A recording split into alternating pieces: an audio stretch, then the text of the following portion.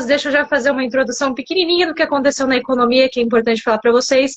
E lógico, a gente já vai falar do sumido, já vai falar de Weintraub, já vai falar de fortes emoções, como o professor Renato colocou aqui, a gente já vai comentar de tudo com vocês. Então, um leve resumo aqui do que aconteceu, olhando mais para o sentido da reunião do Copom, tá? Então, o pessoal às vezes acaba aí perguntando, é importante falar para vocês, né? Nossa expectativa de inflação vai continuar baixa, ou seja, a gente não vai continuar indo às compras, né? A demanda ainda tem que ser aquecida, tá? Então isso ainda vai demorar, justamente porque ainda a gente está no pico ali da pandemia. Não custa reforçar, né? Justo com a divulgação que a gente tem nos veículos da imprensa, né? Que é feito ali entre meio-dia e as 2 da tarde. Já foi divulgado que a gente já passou do 1 milhão de infectados, tá, em todo o Brasil.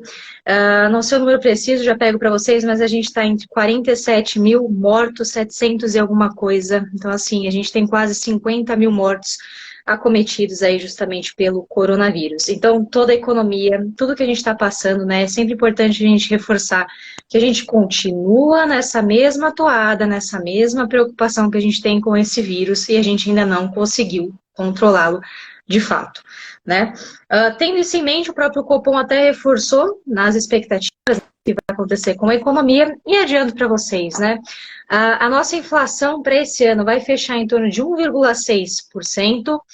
Para o ano que vem, então 2021, em torno dos 3%, e aí a gente vai começar a aquecer, né? Justamente essa é a previsão do Copom, a gente vai chegar em 3,5% só em 2022. Ou seja, o Copom já está sinalizando, né, o Banco Central já está sinalizando que só em 2022 que a gente vai começar a retomar a economia. Então, reparem, 2020 já foi um ano perdido, 2021 a gente ainda está esperando um ano bem ruim aí pelas expectativas, e eu pedi para vocês me cobrarem, mas ninguém cobrou, então eu mesma vou me cobrar. Lembra que eu falei das expectativas da taxa de juros? De fato, se concretizaram na ata do Copom. Deixa eu contar para vocês o que aconteceu com a trajetória dos juros. A gente vai fechar esse ano em torno dos 2% que eu falei para vocês, reforcei aqui várias vezes, então bateu essa expectativa para 2020, né? Então o mercado de novo, ele já está aí, né, observando, tá? Então, desde Bolsa de Valores que conseguiu aí atingir os 96, 97 mil pontos, a gente ainda está no horário do pregão, então provavelmente vai ter alguma outra oscilação, e que, por sinal, reagiu bem às notícias aí políticas, né? Para o ano que vem, como eu comentei para vocês, falei, pode me cobrar. A taxa de juros eu tinha falado que ia bater 3,5%. O Copom já falou, não vai ser 3,5%, vai ser 3,2%. Então a gente vai ter aí uma retomada, aquela que eu falei para vocês, uma pancadinha aí dos juros, justamente porque é inviável dentro de toda a economia brasileira. E, de novo, isso está sendo reforçado agora na mídia, se vocês separarem.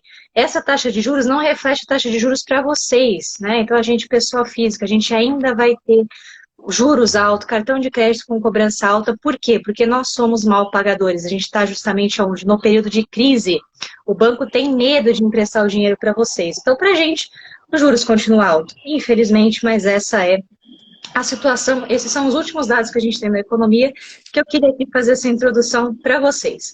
Manda lá, Gui, o que você achou disso tudo?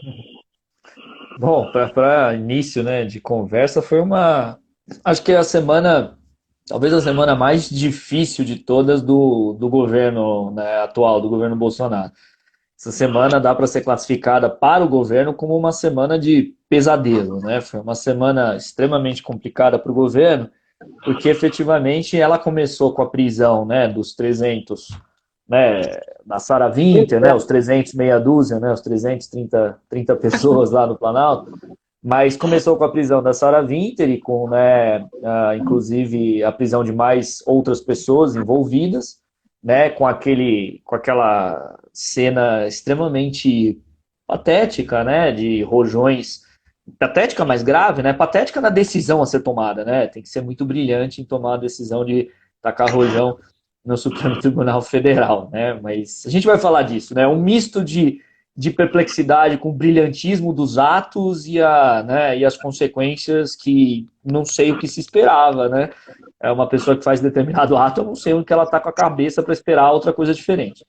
Mas, de qualquer maneira, começou a semana assim, né, logo no início, e depois nós tivemos, né, na terça-feira, salvo engano, né, na terça para quarta-feira, as buscas e apreensões, né, lá nas residências, nos domicílios dos parlamentares governistas, né, várias buscas e apreensões feitas ali em deputados, inclusive um senador, né, da base do governo, sendo realizadas, principalmente por conta do envolvimento, né, com as investigações, né, que estão correndo sobre as fake news. E tivemos também as decisões do STF, né, as decisões do Supremo Tribunal Federal, não só em relação à manutenção da investigação do agora ex-ministro Weintraub dentro do inquérito das fake news, mas também a própria, né, legitimação como constitucional, né, numa votação que foi um massacre, né, 10-1, para legitimar o inquérito que foi aberto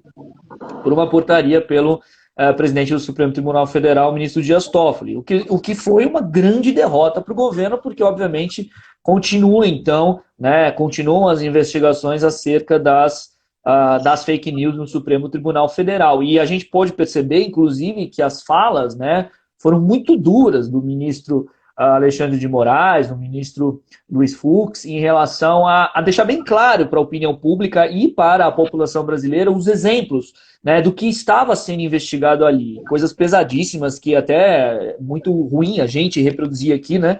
Mas coisas como, né, vou estuprar as filhas dos ministros do Supremo Tribunal Federal, né, vamos tacar uma bomba, vamos matá-los, etc. Ou seja, demonstrando claramente que não é nada de liberdade de expressão, que é crime, né, que são crimes ali que estão sendo cometidos e não liberdade de expressão e nem, né, a ideologia como, né, não só o presidente Bolsonaro se manifestou dizendo para tentar, né, justificar, como todos eles têm justificado por meio, né, de garantias e direitos fundamentais. Isso que é mais interessante na retórica do governo, né, quando eles querem justificar, eles sempre justificam por meio dos direitos individuais, né, que só servem para eles. Para os outros é terrorismo, para os outros, né, é crime. Agora, para eles é liberdade de expressão, é opinião, é democrático, e assim vai.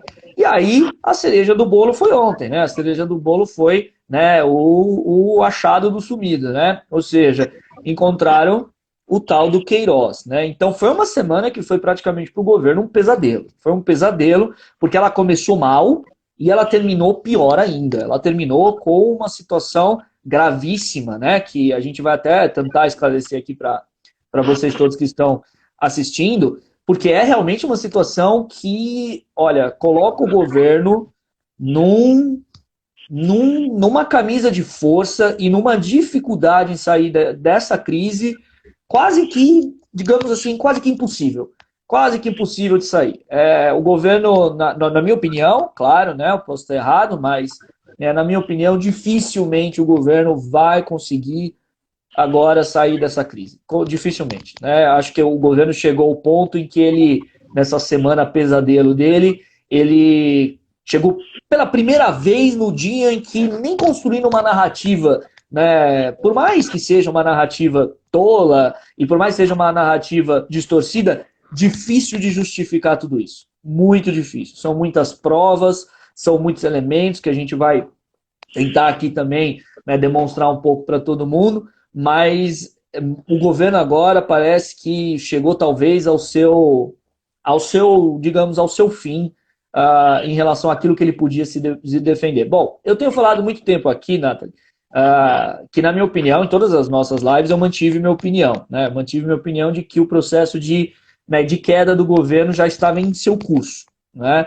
A gente sempre fica, claro, naquela, quem não defende o governo, naquela ansiedade de, nossa, mas esse governo não cai nunca, tudo. E às vezes até com as aparências históricas de, nossa, a Dilma caiu por muito menos, da Dilma foi mais rápido. Não foi, da Dilma levou muito tempo, foram 6 anos de governo. Claro, contextos diferentes, né, completamente, né, digamos, um contexto completamente diferente, mas o processo da Dilma também foi um processo, estou usando a Dilma aqui para isso, um processo também que demorou. A gente hoje pode ter a impressão de que, nossa, parece que foi rápido, mas não foi. É que o tempo passa e a gente, às vezes, né, tem as distorções históricas na nossa mente, o que é natural, né, porque ficam as impressões, né, mas muito pelo contrário, na verdade, o processo do governo Bolsonaro está muito rápido, né.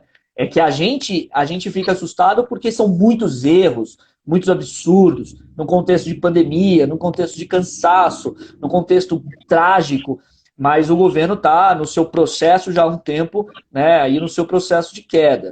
E agora, né, acho que o processo tende a se acelerar. Se o governo cairá por meio de um processo de impeachment, ou por meio de uma renúncia, ou por meio de uma cassação no Tribunal Superior Eleitoral, isso a gente vai descobrir. Isso não dá hoje para cravar, mas o que eu digo é que a gente tem quase que uns 90%, digo sem o menor medo de errar agora, quase uns 90%, fica a margem dos 10%, né? Mas 90% de certeza que o governo não vai conseguir chegar ao seu final. Não vai. Porque esse dia, né, de ontem, com essa investigação do Queiroz, ela abre, né, esse dia abriu uma porta muito difícil para o governo fechar. E a gente vai explicar por quê, ou seja, a gente vai explicar por que não é achismo, né, dessa certeza de que nos 90% aí o governo está no seu processo de queda. Né? Então, para a gente tentar entender isso, mas fala, Nathalie, você quer falar alguma coisa? Não, eu só queria já puxar um gancho que provavelmente você vai puxar, você vai começar provavelmente daí, Guilherme. E aí você aproveita e toma uma água. Mas é importante também a gente lembrar dos fatores históricos, né?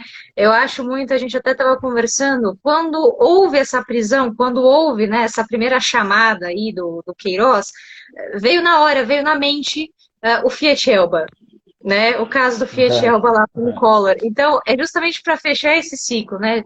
O Guilherme estava comentando com vocês do impeachment, que a gente já falou várias vezes aqui. Quando veio a notícia de que o Queiroz foi encontrado, e lembrando, ele não era foragido, não tinha nenhum mandato ainda de busca, apreensão, o Guilherme até pode falar melhor para vocês, ele só não aparecia publicamente falando, né? Em nenhum lugar, nenhum evento, ele simplesmente tinha sumido. E aí, quando ele foi encontrado, por isso que a gente falou assim, vamos falar do sumido, logo me veio na cabeça, acharam o Fiat Elba lá do Collor, que na verdade agora se chama, né, Fabrício Queiroz, né, conhecido aí por alguns como Laranja, né. E aí eu tive essa sensação na hora, eu falei assim, então assim, provavelmente o caminho, que é isso que o Guilherme está falando, para o andamento do impeachment está sendo facilitado, né, você está fazendo, né, o Guilherme fala dessa maneira, me corrija se eu estiver errado, a colheita de provas de uma maneira, né, que fica justamente difícil para o governo se defender. E só para o Guilherme já começar a falar, é interessante até quando a gente olha pelo lado psicológico da coisa, eu sei que eu não sou nenhuma especialista nisso, mas se você separar aí na declaração do advogado, que o Guilherme provavelmente também vai comentar sobre ele, quando ele declara, por exemplo, onde estava o Queiroz, né? Você sabia onde estava o Queiroz? Se vocês repararem, ele sempre olha para o canto esquerdo. Então, quando a gente vai contar uma mentira, isso é muito usual. Você olha para o lado esquerdo, você faz assim. E ele faz isso pelo menos 3 vezes no vídeo, ou seja, ele está raciocinando para saber o que ele vai falar, para saber o que ele vai mentir para colocar isso em pauta. Então ele está mentindo. Assim, o corpo fala muito mais do que a gente fala verbalmente. Ali foi explícito. A hora que eu vi a gente reviu, né, aquele fato, né, do advogado comentando, eu falei, meu, pegaram. Foi essa sensação que eu tive, assim. E assim, a única coisa só para fechar, a gente fala muito, né, desses acontecimentos políticos, primeiro, porque economia tem tudo a ver com política, tá? Então, tudo que está acontecendo na economia, invariavelmente tem a ver com a política e vice-versa. E outra, aqui, nem eu nem o Guilherme, a gente vai fazer propaganda de político nenhum, de partido nenhum, a gente só está expondo justamente porque os fatos. E justamente para vocês entenderem o que está acontecendo. Então, isso é importante deixar aqui no coraçãozinho de vocês, que é o objetivo nosso. Mas vamos lá, Guilherme, fala lá. Quando No encontrou fundo, o a gente tem, né, só para pegar o gancho da perspectiva histórica, né, no Brasil a gente sempre teve aquela máxima terrível, né, sobre, né, religião, política e futebol não se discute, né, que a ditadura colocou como uma máxima de não discutam aquilo que tem que ser discutido, né, se discute, tudo se discute, com respeito. E principalmente mulher, mulher não fala, mulher não pode falar, não pode emitir opinião. São as representações, né, o retrato de uma sociedade que é extremamente, né, não só desigual, injusta, né, machista e todos os adjetivos que a gente pode colocar, infelizmente, para a sociedade brasileira, mas uma sociedade que precisa se politizar mais. Porque você puxou o gancho, né, Nathalie? Você falou, a economia tem tudo a ver com política. Um dia o brasileiro vai entender que tudo tem tudo a ver com política. Tudo, absolutamente tudo tem a ver com política. Direito, economia, medicina, tudo tem a ver com política, né? Ou seja, as coisas elas têm impactos na nossa vida. Não é à toa que a gente tem que se preocupar, né? Em outros países, o nível educacional maior que o nosso, é muito natural a maioria das pessoas discutirem política, etc. Faz parte, isso está mais presente na nossa vida do que a gente imagina, porque obviamente tem impactos, né, nas coisas que nós poderemos, deixaremos de fazer, decisões que tomaremos, os impactos que vão acabar repercutindo na nossa esfera pessoal. De qualquer maneira, né, mas voltando para o que aconteceu nessa semana, o governo, ele tem aí, digamos, ele tá num vespeiro de crises, que eu até separei aqui de duas formas para tentar falar de uma maneira didática aqui. O governo ele tem dois grandes grupos de crise. Né? Ele tem dois frontes, né, de crise a enfrentar. Um fronte, que eu vou falar mais para o final, que é o fronte internacional, né? Ou seja, o governo Bolsonaro ele vai ter que lidar com o fato de que a derrota do Trump está se vislumbrando com muita potencialidade nos Estados Unidos, e isso vai ter uma repercussão para a decisão de alinhamento, né, quase que humilhante que a gente tomou junto aos Estados Unidos, um alinhamento unilateral, né? Nós fazemos tudo que os Estados Unidos querem, os Estados Unidos fazem o que a gente quer, a hora que eles quiserem for conveniente, né? Ou seja, isso é para o governo Bolsonaro, para seus aliados, né, para todas as discussões no governo brasileiro, e não só no governo, mas também no Congresso, é um ponto importante, porque a gente vai se isolar mais ainda, e isso tem repercussões econômicas também. A Câmara dos Deputados nos Estados Unidos, que é composta por maioria de democratas, já se manifestou em não celebrar nenhum acordo comercial com o Brasil. A gente sabe que a assessoria técnica do candidato Joe Biden, ela tem uma repulsa enorme pelo presidente Bolsonaro. Óbvio, não quer dizer que com a vitória do Biden, os Estados Unidos rifarão o Brasil e vão falar, Brasil, não falo mais com você, porque óbvio, os Estados Unidos sabem que o Brasil é importante, né, no cenário geopolítico dele em relação principalmente a essa disputa com a China. Mas, né, as relações vão ficar mais complicadas para a gente economicamente. E aí também tem, né, a União Europeia fechando aí os olhos para a gente, principalmente por conta da questão ambiental, que a gente está indo absurdamente mal. Então, né, essa é uma fronte de crise muito complicada para o governo, que vai se fortalecer com a vitória do Joe Biden, que é a tendência hoje muito forte. Né? O Joe Biden ele tem não só uma maioria aí, né, nas intenções de voto popular, como também está ganhando nos colégios eleitorais. Hoje, né, as pesquisas demonstram isso, nos colégios eleitorais que são chave.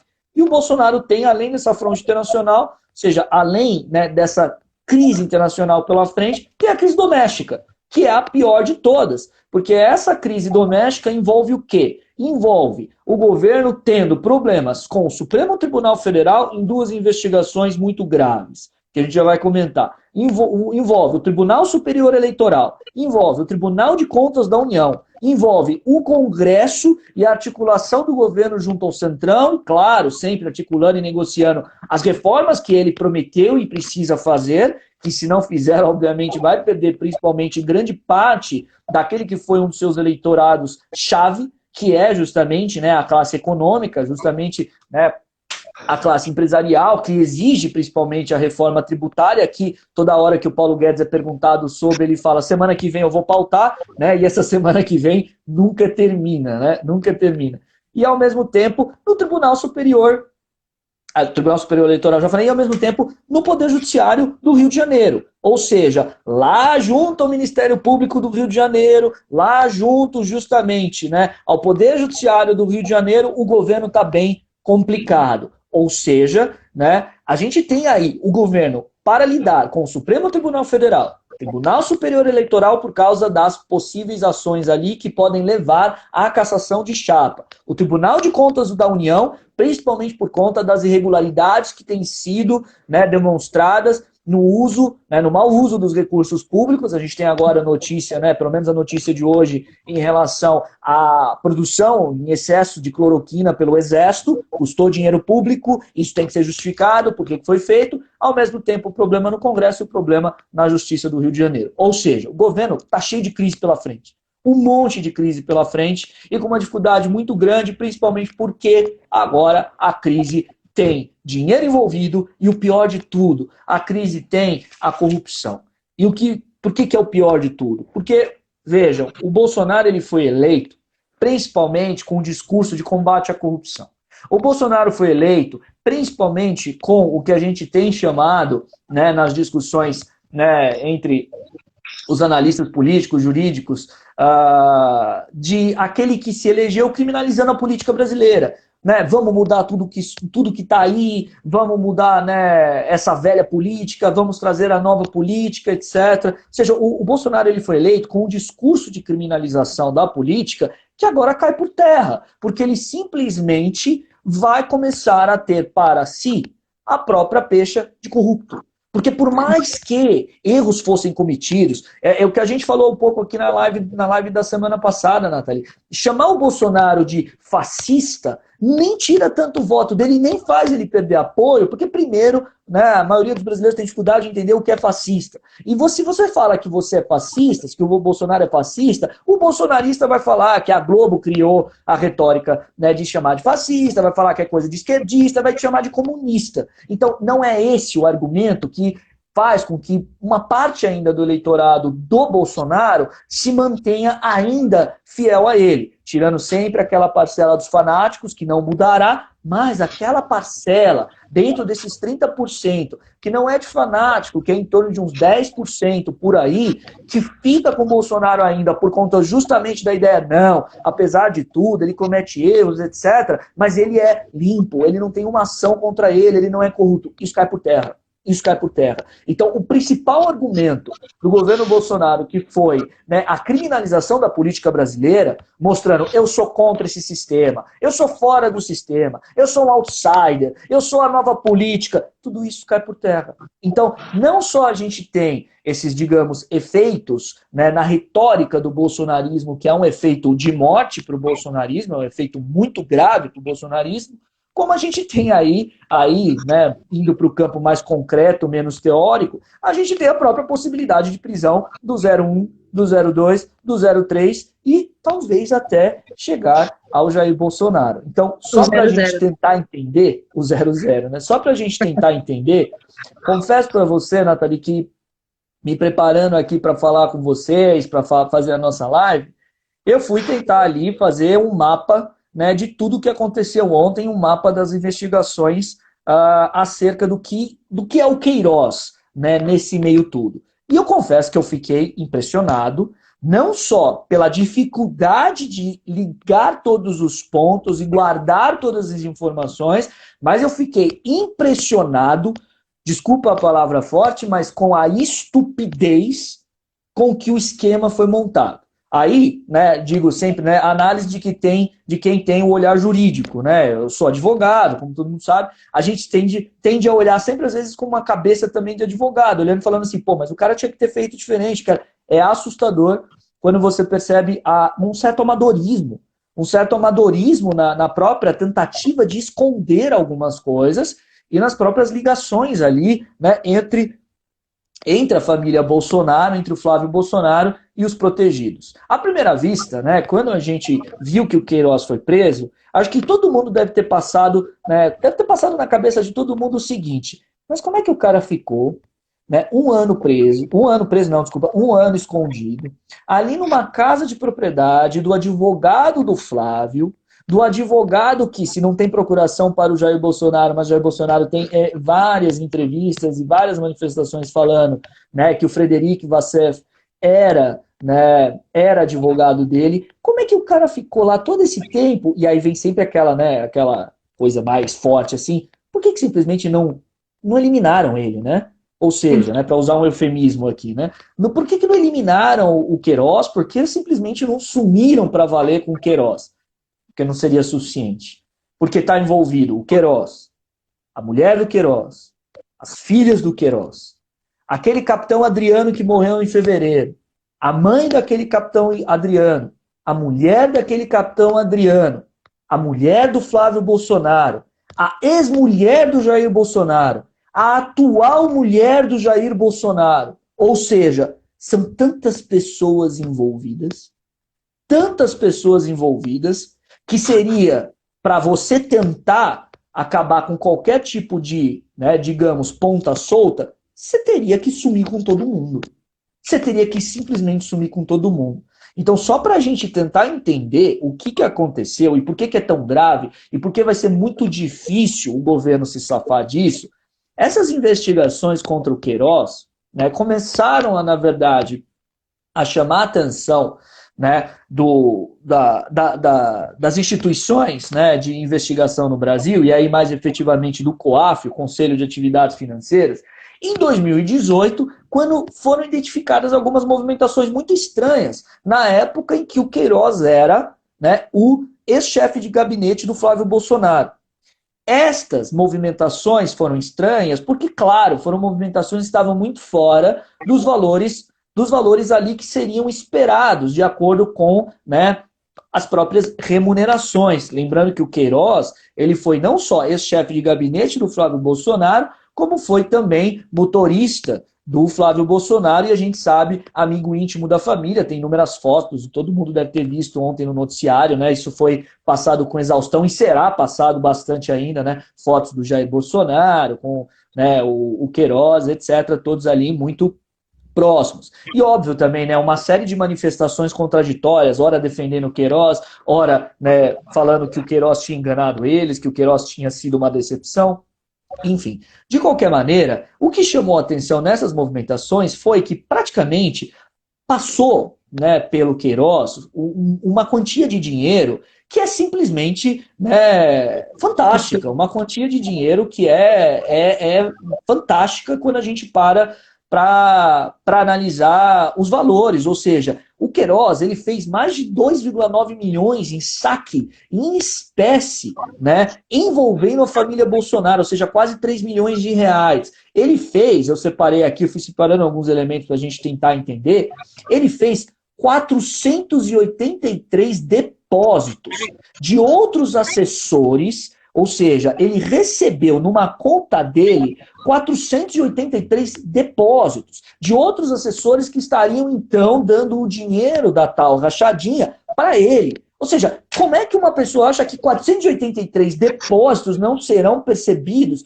dessa forma como uma movimentação tão, digamos assim, tão contínua, com uma frequência esquisita? Fora isso, nós tivemos aqui as informações de que o Queiroz, e tem prova disso, gente, tem prova disso, que inclusive dá para a gente consultar, né? As provas estão sendo divulgadas no noticiário, você tem como ler algumas, tem prova disso. Você percebe que o Queiroz, ele movimentou não só essas quantias extraordinárias, como ele também era praticamente o operador financeiro do Flávio Bolsonaro para tudo. É extremamente inacreditável quando você percebe que o Queiroz, ele não só era quem recolhia as rachadinhas, ou seja, quem recolhia as quantias dos assessores, como ele também era uma espécie de mordomo da família Bolsonaro, principalmente do Flávio Bolsonaro. Ou seja, ele chegou a pagar plano de saúde do Flávio Bolsonaro e da sua família. Ele chegou a pagar mensalidades escolares das filhas do próprio Bolsonaro. Ele chegou a pagar tudo isso com dinheiro em espécie, ou seja, dinheiro sacado e pago ali direto, sem cartão de crédito, sem nada. Ou seja, não somente isso, ele tinha uma influência para a nomeação de determinados cargos no gabinete do então deputado Flávio Bolsonaro. Nomeação para determinados cargos que envolveu, por exemplo, a nomeação da mãe e da esposa daquele tal Adriano Magalhães, o chamado Capitão Adriano, que morreu em fevereiro, que foi lá, né, acabou morrendo lá na Bahia, numa troca de tiros em fevereiro, e que é conhecido como, né, era conhecido como o chefe do escritório do crime, ou seja, um chefão das milícias no Rio de Janeiro.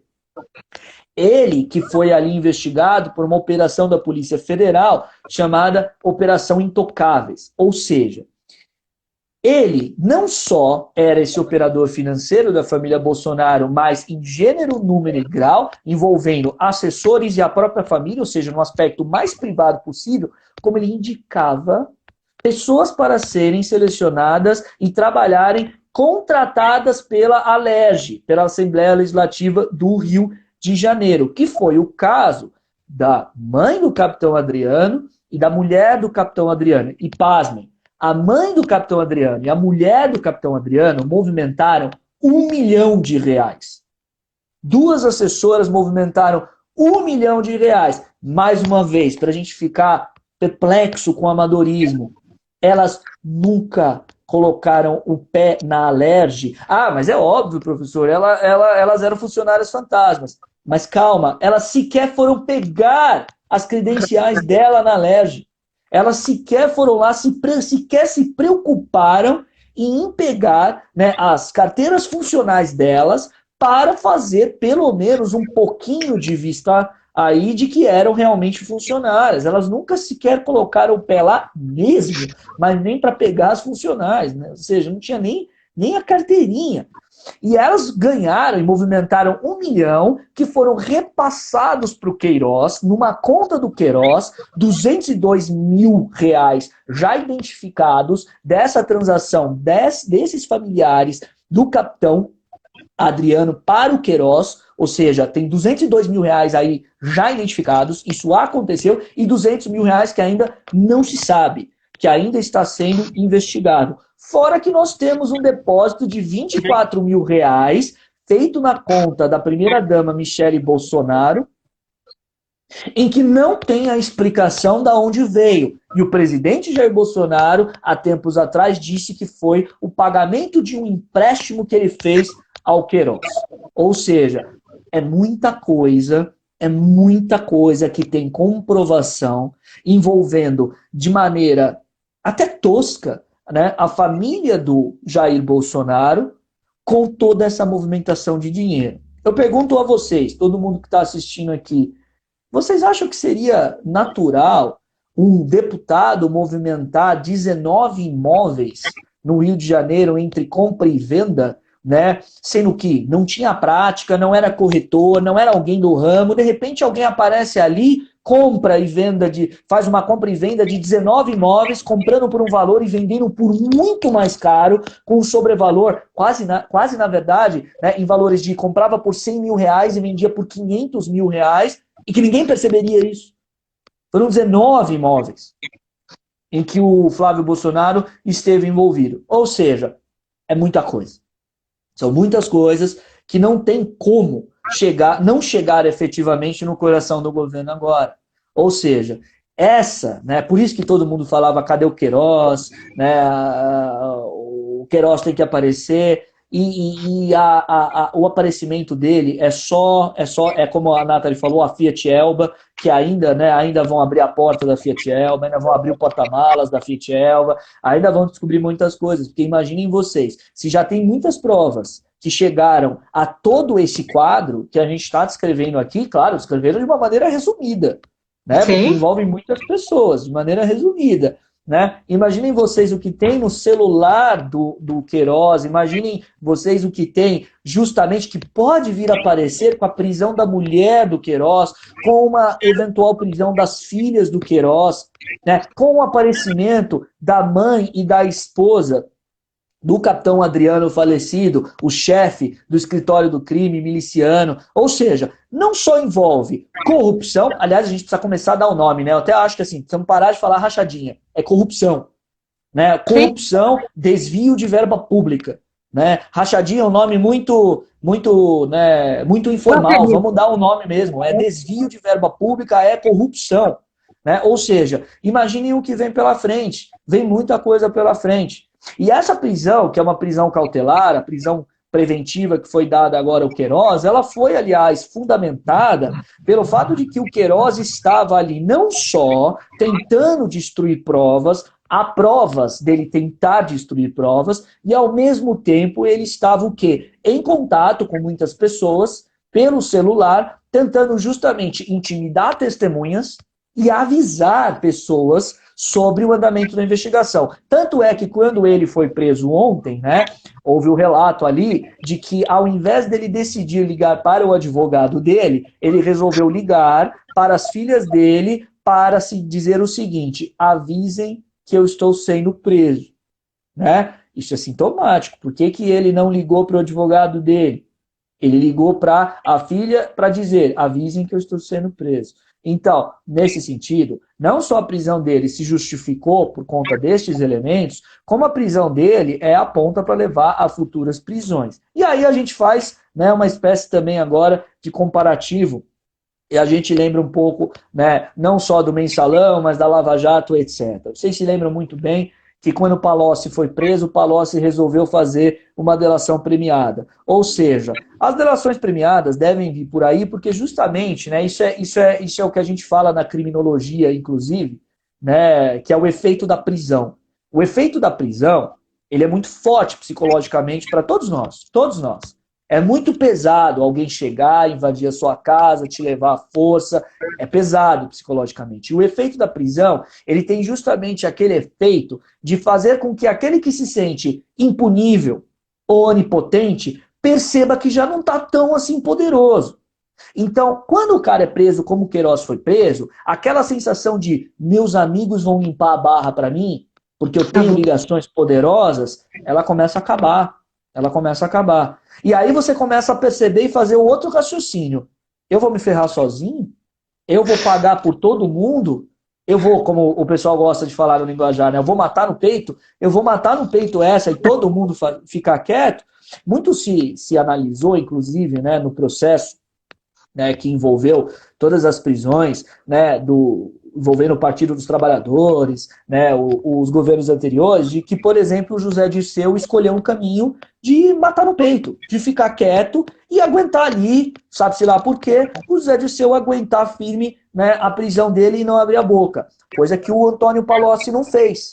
Coisa que o Antônio Palocci resolveu. Eu vou abrir a boca, eu não tô nem aí, porque simplesmente eu não vou ficar aqui me ferrando sozinho. Então, tudo isso para dizer que agora é muito semelhante, né, a situação se parece. Ou seja, a gente pode ter agora um Queiroz aos poucos, se cansando, abrindo a boca, ou um Queiroz para proteger a sua família, para proteger a sua esposa, suas filhas, abrir a boca e efetivamente, né, aí em troca, óbvio, né, de uma espécie de negociação penal, né, ter menos, né, anos na cadeia, etc., proteção como uma possível, né, futura testemunha, etc., né, ele abrir a boca e acabar entregando de vez a família Bolsonaro. Então, o que a gente tem, no fundo, é, a partir de ontem, né, a impressão quase certeira de que havia e há uma organização criminosa, inclusive em andamento, que envolve o clã Bolsonaro.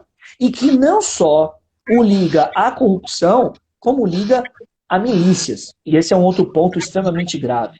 E o pior, gente, aí a gente vai ligando os pontos. Aquele inquérito que corre agora, né, de investigação de tentativa de intervenção na Polícia Federal pelo presidente Jair Bolsonaro faz mais sentido ainda. Porque a intervenção na Polícia Federal, junto à pressão ao ex-ministro Sérgio Moro, se dava justamente porque o Jair Bolsonaro queria o controle, adivinha da onde? Das investigações no Rio de Janeiro. No Poder Judiciário do Rio de Janeiro. Ou seja, os pontos vão se ligando. O dia de ontem, inclusive, então, fortalece a própria ideia de que o presidente quis intervir na Polícia Federal. Sim, quis intervir na Polícia Federal. É mais uma prova de que o presidente quis intervir na Polícia Federal, porque ele chegou a falar, isso é documentado, para o ex-ministro Sérgio Moro. Você tem 20 e poucas tantas, né, polícias federais. Eu só quero uma. Eu só quero a do Rio de Janeiro. Por que que eu só quero a do Rio de Janeiro? Cada vez fica mais claro. Cada vez fica mais claro. Então, é um embrulho muito grande de pontas muito soltas, de elementos muito graves, de comprovações muito fortes, de que, não só... O Flávio Bolsonaro tá ferrado. Esse está condenado, esse vai ser preso. Né? Mas que podem chegar pessoalmente ao presidente Jair Bolsonaro. E claro, não nos esqueçamos, né? Nós somos todos seres humanos. Um é pai, o outro é filho. a gente vai ver o Bolsonaro, para se safar dessa, vender os filhos, virar e falar, bom, meus filhos vão preso, meu governo continua. Ou, eu prefiro meus filhos do que o governo. Bom, aí é uma decisão pessoal que vai passar pela cabeça do Jair Bolsonaro. Mas que podem, inclusive, chegar diretamente a ele. Por enquanto, a gente não tem uma prova que chegue diretamente a ele. Temos uma prova que chega à mulher dele, que é esse depósito na conta da Michelle Bolsonaro. Esse depósito na conta da Michelle Bolsonaro é bem complicado. Esse depósito pode levar justamente a Michelle Bolsonaro à prisão. Então o presidente vai o quê? Ter os filhos presos e a esposa presa? Ele vai precisar agora fazer uma série de reflexões. Chamou muito a atenção ontem, Nathalie, inclusive o fato de que o Bolsonaro, pela primeira vez, não se manifestou, né? Ou seja, ele passou o dia em silêncio. No final do dia ele fez uma live nas redes sociais dele, ele falou 3 minutinhos, aliás, nos 3 minutinhos ele conseguiu também se complicar. Quem não percebeu, ele falou, né, eu não sou advogado do Queiroz, ele nunca foi, né, o Frederico Vassell nunca foi meu advogado, coisa que não é verdade, ele mesmo em outros momentos disse que era. Ou seja, o presidente ontem estava talvez no seu pior dia, não se manifestou muito rapidamente no final do dia e ainda conseguiu falar algumas coisinhas ali complicadas, né? Mas a gente teve ontem um sintoma de que foi um grande soco no estômago do governo ontem. Porque quando o ex-ministro Sérgio Moro saiu, você tinha como inventar a narrativa. Tá saindo porque você quer ser candidato à presidência. Tá saindo porque ele só tem interesses pessoais, etc. Né? Ou seja, o Jair Bolsonaro, pela primeira vez ontem, não conseguiu construir uma narrativa para justamente desmontar o que aconteceu ontem.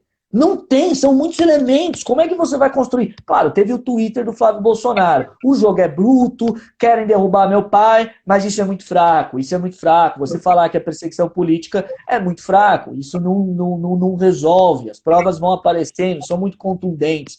Então, nesse sentido, o governo fica, né, só para não me alongar tanto ainda, Nathalie, mas para a gente só concluir, o governo fica numa situação muito difícil, porque não só, né, atinge pessoalmente, não só atinge potencialmente, pessoalmente o presidente Bolsonaro, mas tem as repercussões nas outras investigações, naquela do Supremo Tribunal Federal sobre a intervenção na Polícia Federal, fica cada vez mais claro que houve a tentativa de intervenção na Polícia Federal, e ao mesmo tempo o governo fica numa situação de extrema fragilidade em relação ao Centrão.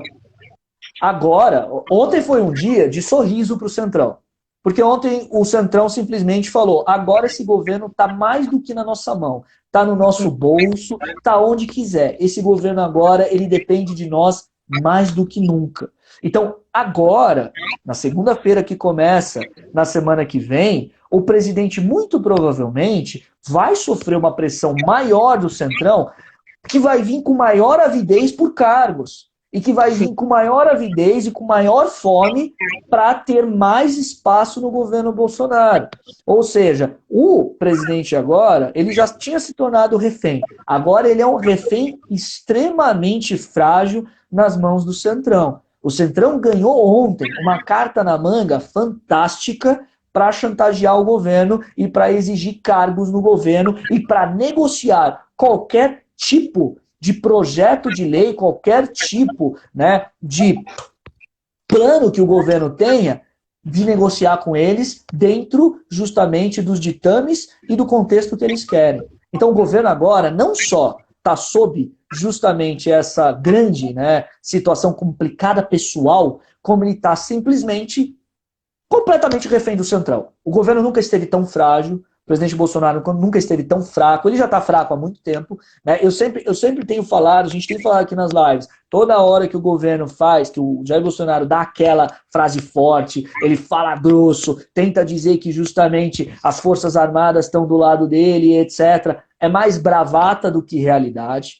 Claro que a gente teve justamente nessas bravatas quase que uma espécie de bolsonarização daqueles militares dentro do governo, o que não corresponde a todas as Forças Armadas, mas que, óbvio, abriu para nós uma preocupação muito grande sobre o posicionamento dos militares. Uma vez que aqui nunca eles abriram a boca efetivamente para falar, nós não estamos com o governo. Fica aquele silêncio ambíguo que incomoda. O que não aconteceu com os Estados Unidos, né? Nos Estados Unidos nós tivemos o chefe das Forças Armadas se manifestando. Nós fomos utilizados, nós fomos usados pelo presidente Trump. Foi um enorme, né, tiro ali, né, na testa do presidente Trump e enfraqueceu ele demais. Mas depois a gente fala um pouco mais disso. Mas eu quero dizer que ontem as Forças Armadas também ficaram em silêncio e ontem as Forças Armadas também receberam um recado muito grande.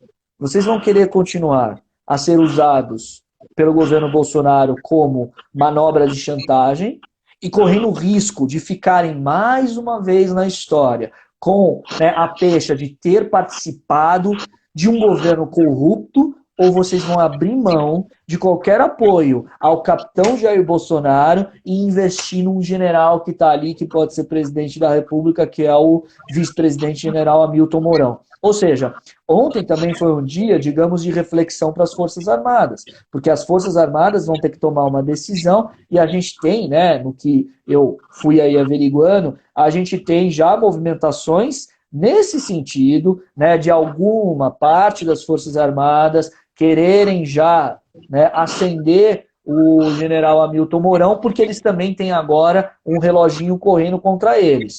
Não podemos esquecer que lá no Tribunal Superior Eleitoral, se houver uma cassação de chapa, né, o general Mourão vai junto. Então, eles têm também um pouco tempo, e isso pode pesar numa eventual renúncia, um processo de impeachment acelerado. As Forças Armadas têm um pouco tempo para dizer, e aí, vocês apoiam esse governo ou vocês vão ser os fiadores de um processo de impeachment que leve o vice-presidente Mourão à presidência e com isso vocês possam recuperar a imagem de vocês junto à população brasileira? Ou simplesmente vocês não vão fazer nada, ou simplesmente vocês vão apoiar um presidente que agora tem o que pior pode existir quando você tem um governo fraco, que são acusações de corrupção. Porque são aquelas acusações que vão fazendo, né, o próprio político apodrecer. Ele vai apodrecendo, as evidências vão aparecendo e você começa a não ter como se defender. Então percebam que a gente está vivendo um cenário extremamente complexo,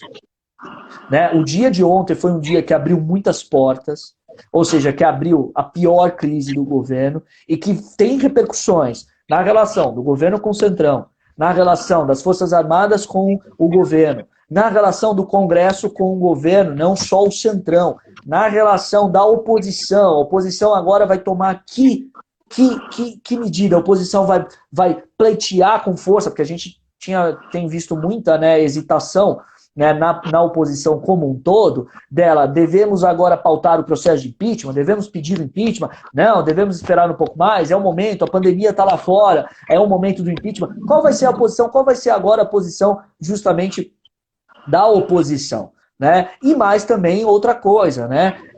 A própria relação da população com o governo, porque são tantas coisas que, tal como foi no vídeo do dia 22 de abril, na reunião do dia 22 de abril, a gente levou tempo para digerir, tudo isso vai ser digerido e vão aparecer mais coisas. Vão aparecer mais coisas, vão ser digeridas mais coisas, ou seja, tem...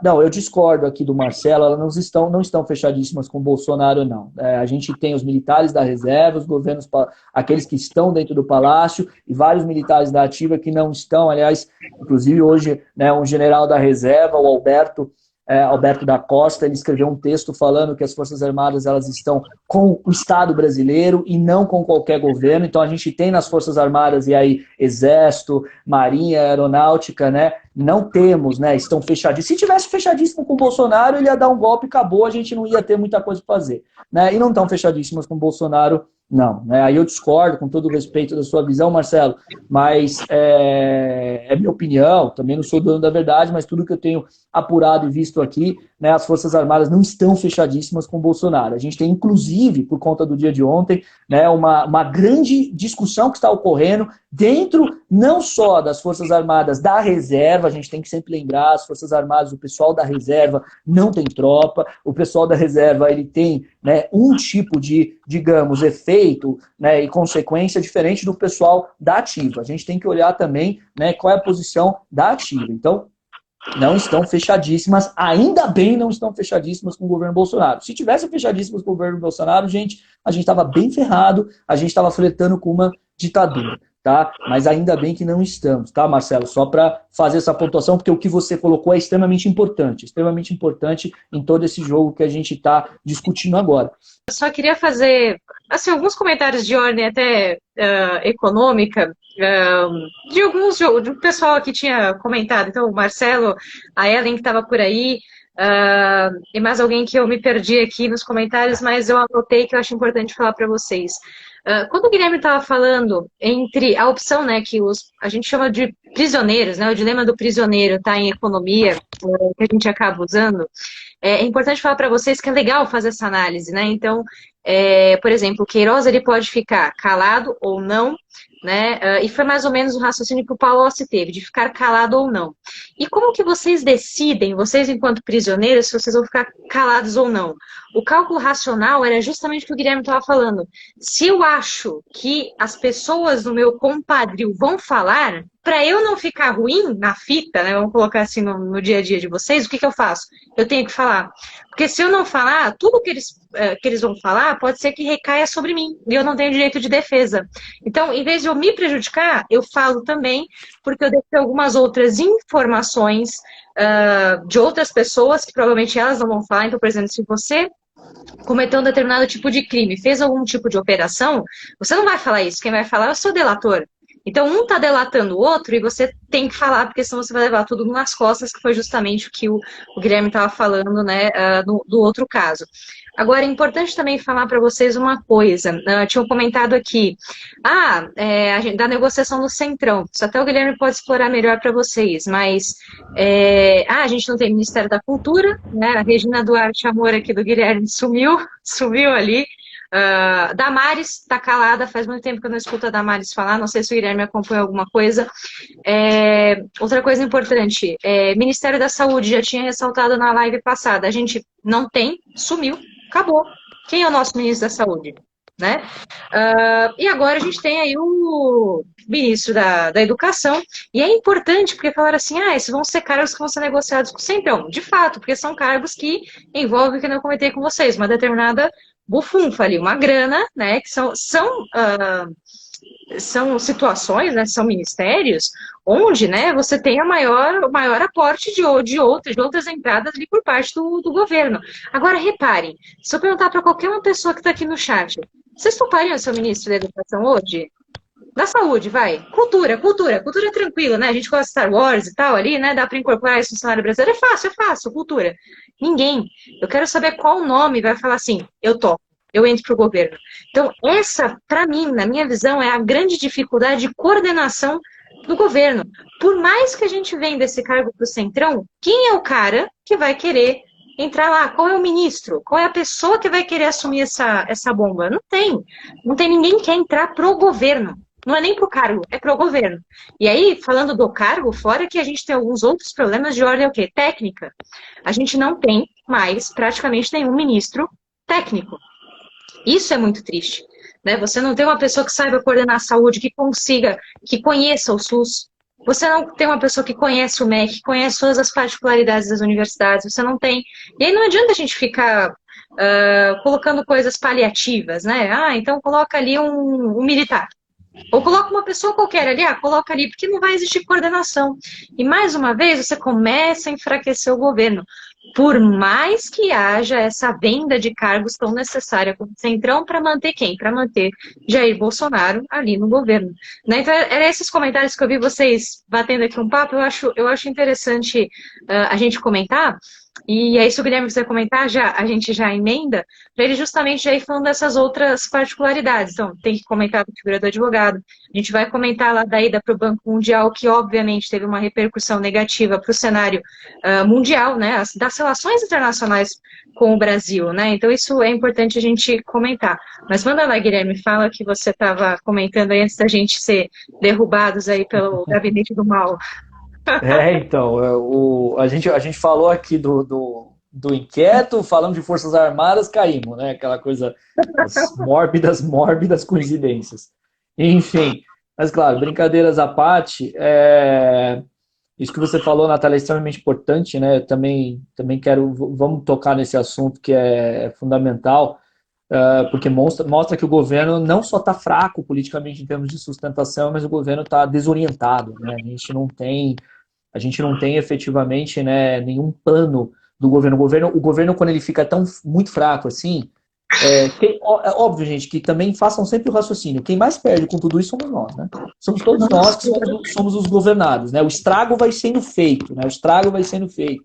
Eu gostei muito de uma analogia que o grande professor e amigo meu, querido professor Heitor, que o pessoal sempre acha que a gente está brigando, a gente nunca está brigando, a gente está, na verdade, sempre brincando, mas ele fez uma analogia ontem muito interessante, que eu gostei muito, que reproduz muito o que a gente está passando, né? Ele falou, gente, o Queiroz sendo encontrado foi o gol do Oscar.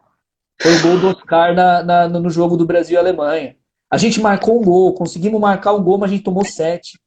Ou Sim. seja, o estrago é muito grande e a gente tem aí realmente uma coisa muito difícil pela frente, que é depois, né, dar um norte para o país. O país está sem norte. E quando você tem um governo muito frágil, assim, muito, né, muito no corner, o que você tem é um governo que a preocupação dele é não cair, é não cair. Então ele para de governar e ele começa a governar para não cair. Então ele não governa vendo lá na frente, ele não governa vendo os problemas do país, um projeto, assim, não, ele governa para não cair. Essa é a pior situação que a gente tem. Por isso que, por exemplo, quando a gente chega num momento de fragilidade dessa, e aí vai ser uma discussão que a gente vai ter que colocar à mesa, né? Mas o processo de impeachment é um processo muito traumático. Será que um terceiro impeachment vai ser ruim para a democracia brasileira? Não, gente, já está sendo péssimo para a democracia brasileira tudo isso aqui. Ou seja, nós estamos sem rumo, sem governo, desorientados. A gente tem um governo que não é nem não ter projeto, ele só tem uma preocupação, não cair. Então ele governa para não cair, ele não governa.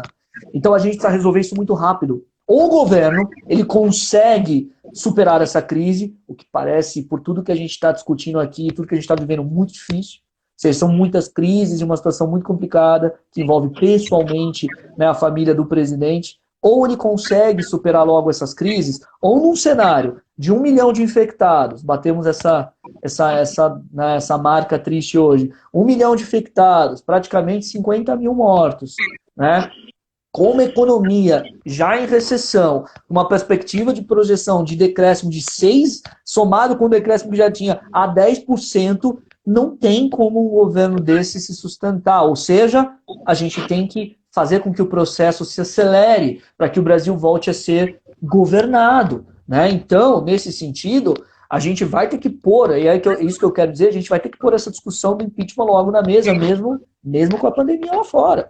Né? Se não for pelo impeachment, for por uma renúncia, isso é uma outra possibilidade. Né? Todo mundo fala, muito difícil o presidente Bolsonaro renunciar, né? Talvez seria uma articulação de bastidor, no sentido, né, um toma lá da cá, renuncia que a gente não prende sua esposa, renuncia que a gente não prende você, renuncia que a gente não prende seus filhos. O que também, óbvio, né? Isso feito no bastidor nunca é bom, mas pode acontecer, não vamos fechar essa porta não, né? Como pode acontecer a cassação de chapa no Tribunal Superior Eleitoral, e aí envolve outras coisas, como a gente já falou, inclusive o posicionamento aí, né, do vice-presidente, né? E, aliás, gente, uma coisa que eu gostaria também de dizer para vocês, o processo de impeachment, ele é um processo político-jurídico que leva um tempo para se formar. Como a gente já discutiu em várias lives, né, Natália? Ele tem vários elementos. Ele tem uma crise, né, política, uma falta de apoio político, uma instabilidade junto à população e, claro, algum elemento que seja o elemento ali que põe fogo nas crises, e acho que o elemento apareceu muito provavelmente ontem, né? E o processo de impeachment, e aí falando muito dentro, né, da análise política, né, gente, da análise dentro, né, do contexto político, uma análise não tão jurídica, mas uma análise política agora. Todo impeachment, isso sempre aconteceu na história do Brasil, ele exige uma movimentação do vice-presidente da República ou daquele que vai assumir, por quê? Uma grande preocupação da classe política do país como um todo, e aí envolvendo, claro, né, os que são governistas, o que é do centrão e também oposicionistas, é com o que a gente chama, né, na análise política de o day after. Ou seja, se acontecer o impeachment, o que virá? O que vai acontecer? E o que eu quero dizer com isso?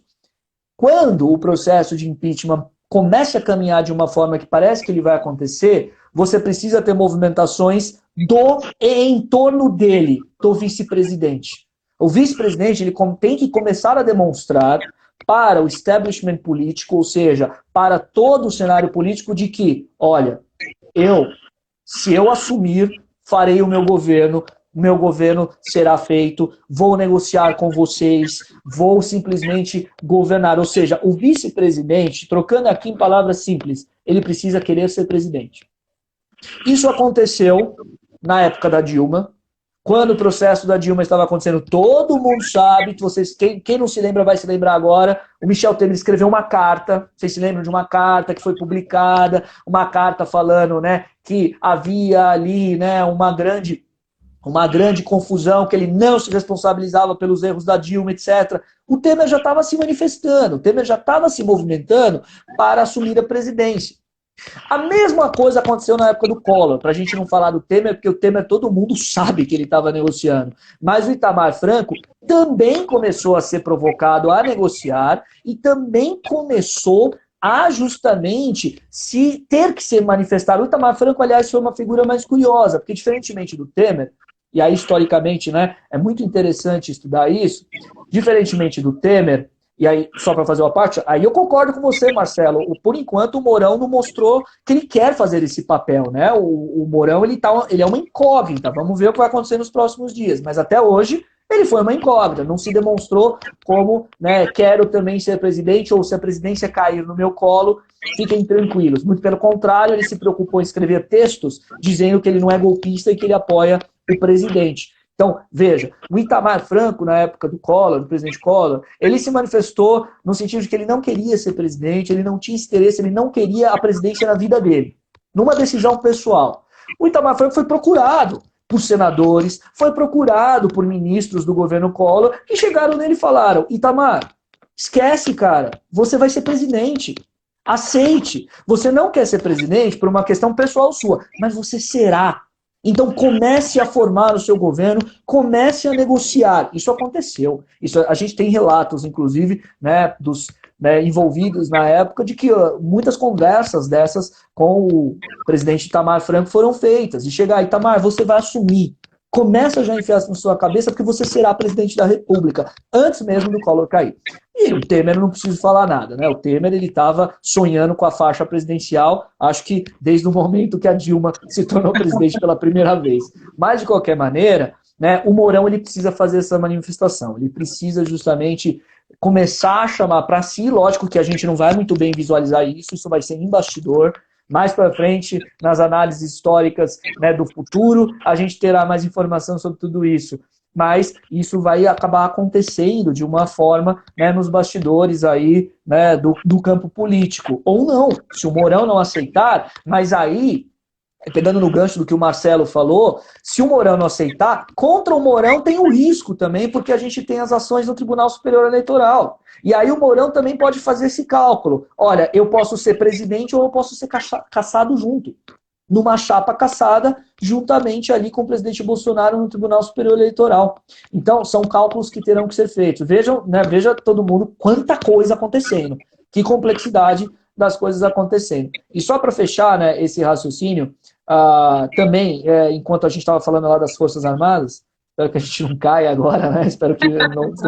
Mas falar das Forças Armadas, né? Também sempre paira aí a dúvida de que por que motivo as Forças Armadas ficariam tão ligadas ao Bolsonaro, que é um mero capitão, por causa, talvez, do bolsonarismo, mas que agora vai se corroer muito fortemente por causa dessa pecha de corrupção, de corrupto. Mas por que as Forças Armadas simplesmente não escolhem alguém que é delas, naturalmente delas, que é um general e que pode se tornar presidente? Por que elas vão ficar apoiando o Bolsonaro quando elas podem simplesmente apoiar o Mourão e serem fiadores do Mourão, que ontem simplesmente passou o dia olhando para a TV e pensando bastante? Pensando, vendo ali uma sombra de uma faixa presidencial caindo no peito dele, ou não, porque, quer queira ou não, ontem foi um dia em que o Mourão não teve nenhum envolvimento, absolutamente nenhum envolvimento. Então aí você tem uma separação entre o presidente em as investigações e o vice-presidente, que em relação ao Queiroz, parece não ter absolutamente nada a ver.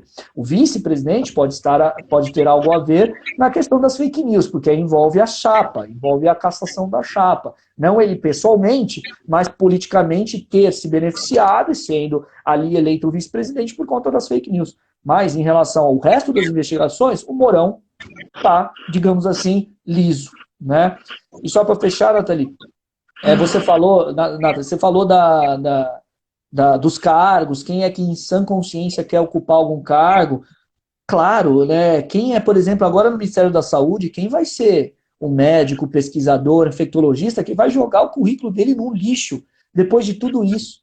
Ou seja, quem é que vai aceitar ser ministro da Saúde agora? Tem que ser alguém que não goste dos próprios currículos, da própria reputação. Ministério da Educação, quem que a gente vai ver aí pela frente? Olha, sinceramente eu não sei, gente, não sei, mas se fosse para dar um palpite aqui, um palpite palpitão mesmo, né? Na igreja a gente está falando lá com mais elementos, palpitão mesmo. Talvez venha alguém, né, mais ou menos aos moldes do general Pazuello na saúde, alguém que seja, né, apenas um acatador de ordens, né, alguém que vai ser um pragmático e vai só ser digamos assim, um boneco de ventrilo, que é o que o general Pazuello é, né? O ministro da Saúde, na verdade, se chama Jair Bolsonaro. O ministro da Saúde é o presidente, é ele que determina tudo, né? O Pazuello só cumpre, né? Ou a gente vai ter alguém aí que vai se arriscar, ou provavelmente alguém do Centrão. Alguém do Centrão que aí não tem, porque a questão do Centrão é essa, como o Centrão ele não tem a preocupação ideológica, o Centrão ele só tem uma preocupação, com o curral eleitoral dele naquele momento para ele se reeleger ou se eleger. E que também pode pesar muito contrariamente ao Bolsonaro, porque hoje a gente tem o quê? A gente também tem eleições municipais. Essas eleições municipais, as eleições para vereadores, que vão, obviamente, ter impacto no curral, né, nos currais eleitorais que envolvem o Centrão. Pode ser que seja alguém do Centrão. Mas só para fechar finalmente, então, né, só concluir isso, Nathalie, só concluir isso, que o Weintraub saiu, a gente já fala do Weintraub, mas esse direcionamento para o Banco Mundial, que ainda não é certo, porque precisa ser aprovado, né, entre os pares do Banco Mundial, esse direcionamento, gente, não se esqueçam que ele é uma derrota para o Paulo Guedes também, porque isso é um cargo estratégico da área econômica e um cargo estratégico que para um país que está agora aos frangalhos econômico, vai precisar muito, por exemplo, do auxílio do Banco Mundial, em empréstimos que podem ser feitos, em ajuda financeira que pode ser feita. E você colocar o Weintraub lá, indicar o Weintraub lá, não só é um desastre na área econômica para o Brasil, como é também uma derrota para o Paulo Guedes. Porque essa deveria ser uma escolha cujo crivo fosse do Paulo Guedes. O Paulo Guedes que deveria determinar, por ser o chefe da área econômica do país, quem iria para o Banco Mundial, porque vai ser um interlocutor importante do governo. Então percebam que tem essa questão também. O Paulo Guedes ontem tomou, com a saída do Weintraub, uma espécie de também, se enfraquece aí você, porque isso era para ser de escolha dele, tá? Então desculpa ter me alongado tanto assim, Nathalie, mas só queria chegar nisso.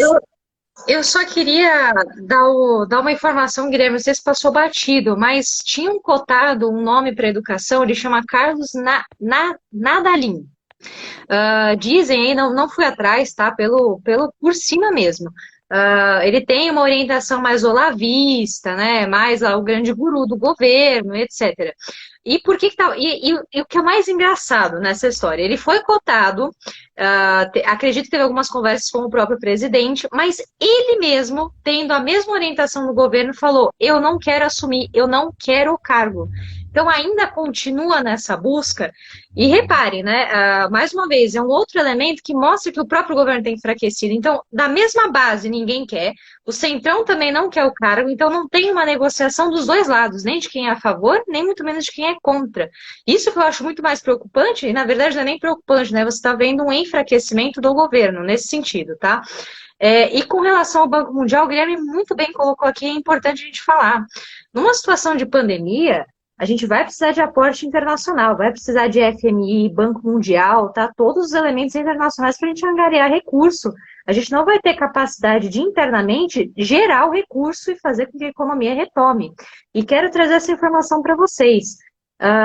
O cargo do ex-ministro Weintraub é, de certo modo, importante, não só nessa perspectiva, eu diria, diplomática, de você negociar com os demais países para ter recurso, mas porque você tem uma história brasileira de pessoas que assumiram esse tipo de cargo e que sabiam negociar para o Brasil. Vou dar um exemplo para vocês, se não ficou claro. O ex-ministro também, Pedro Malan. O Pedro Malan foi o cara, né, o grande ministro que negociou o quê? Negociou a nossa dívida externa, negociação com o FMI e negociação com o próprio Banco Mundial. Então, você querer que o Weintraub tenha a mesma articulação que um Pedro Malan, sinto muito, isso está extremamente longe da nossa realidade. Isso não vai acontecer.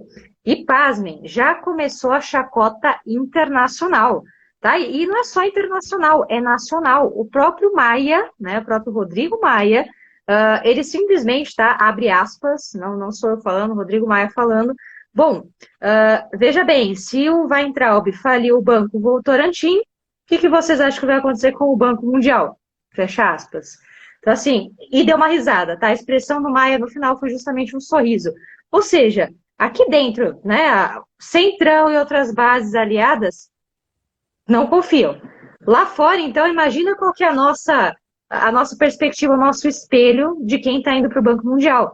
Não é um cargo, que nem eu comecei conversando com vocês, não é um cargo meramente de fantoche, tá? Não é um cargo pomposo, é um cargo que envolve negociação, que envolve habilidade política e envolve habilidade extremamente econômica, né? E aqui bem lembrado, né, Tamara, o que é importante dizer para vocês, caso ele assuma, caso, como o Guilherme também colocou, a comunidade internacional o aceite, o mandato dele, se não me engano, acaba em outubro, tá? Então, acabou em outubro, ele vai ter que sair obrigatoriamente do cargo, e aí, infelizmente, vai ser um outro perrengue, porque a gente não vai ter uma outra pessoa para assumir. De novo, falta capacidade técnica para esse governo.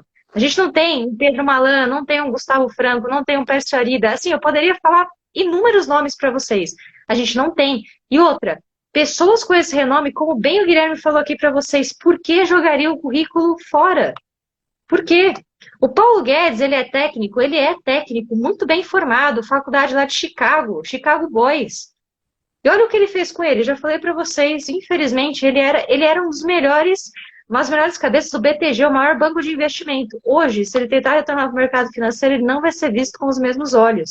Então, aqui só respondendo mais um comentário, já deixo o Guilherme falar com vocês, mas tá bom, né? Como que o Paulo Guedes vai pedir para sair?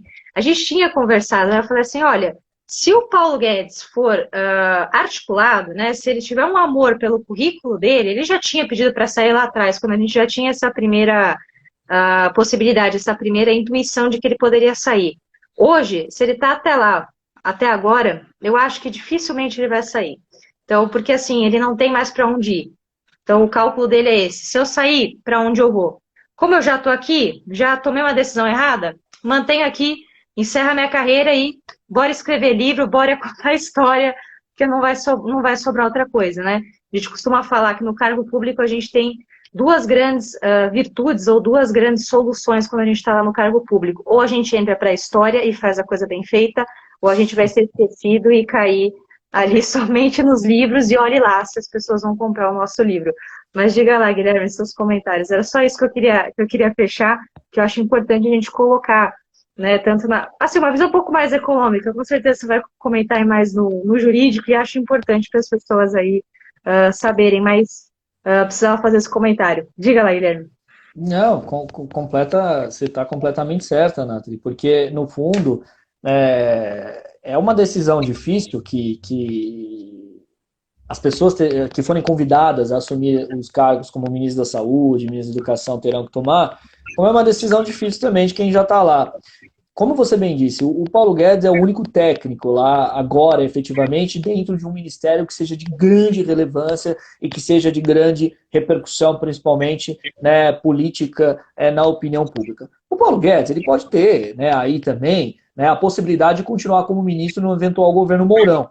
Ele pode continuar, se ele negociar isso, se ele, né, tiver essa perspectiva, ele pode continuar como ministro da Economia num governo que seja aí composto pelo Mourão, que aí vai ser um governo que muito provavelmente vai se livrar da ala ideológica, vai se livrar da ala olavista. que não é uma ala a qual o Paulo Guedes pertence. Então, isso ele tem como uma possibilidade. Aí vai depender justamente das movimentações que ele fizer e que forem feitas dentro da própria classe política aí de um governo, eventualmente, do Mourão a se formar.